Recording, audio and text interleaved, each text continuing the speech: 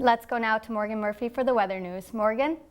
Thanks, Tasha. The big story this week actually not out east, but rather in the central Midwest. A major snowstorm went through southern Wisconsin and parts of Illinois and Indiana on Tuesday.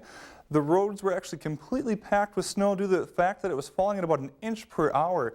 With the high winds and loose snow on the ground, visibility was reduced to near zero, and road crews had a hard time even keeping up with the snow. They went out in bandwagons and they were just trying to get the roads clear as fast as they could. And rescuers said that they were working on calls since about 5:30 in the morning all throughout the entire day. But moving on over into Southern California, a beach there had a rare weather phenomenon happen there. There was actually hail that fell right on the Pacific Ocean, and it coated the whole beach there, and kids were actually able to make little snowmen because of it, and they were just having fun with it.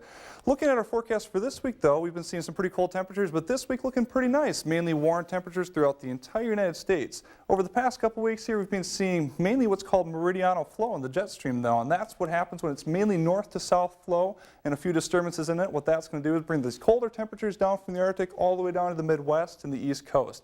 This week, though, we're looking at some relief. We're looking at mainly what's called zonal flow, and it's going to be flowing from west to east. And because that the temperatures out in the Pacific Ocean are warmer than average, it's going to bring all that warm air inland here. The majority of the United States, including the East Coast, which we all know they need a break, is going to be pretty warm this week. We did talk to one person, though, who warned us about the dangers about having your car warmed up in the morning.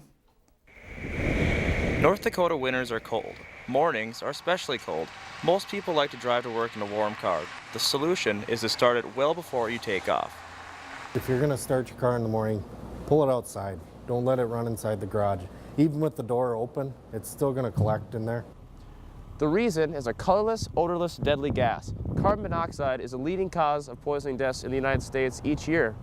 And CO is an interesting gas. It doesn't go high or low. It just spreads evenly throughout your house. Brian says that some people may not even know that they have been exposed to carbon monoxide. Headaches, nausea, that sort of thing, without knowing that they may have been exposed to CO. So that's kind of the scariest part about it.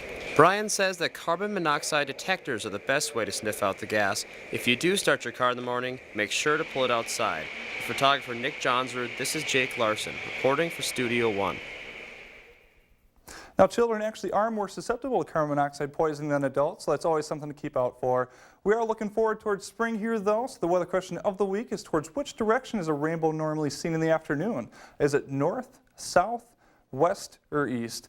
I don't know about you, Tasha, but I'm really looking forward to those warm temperatures. All right, thanks, Morgan.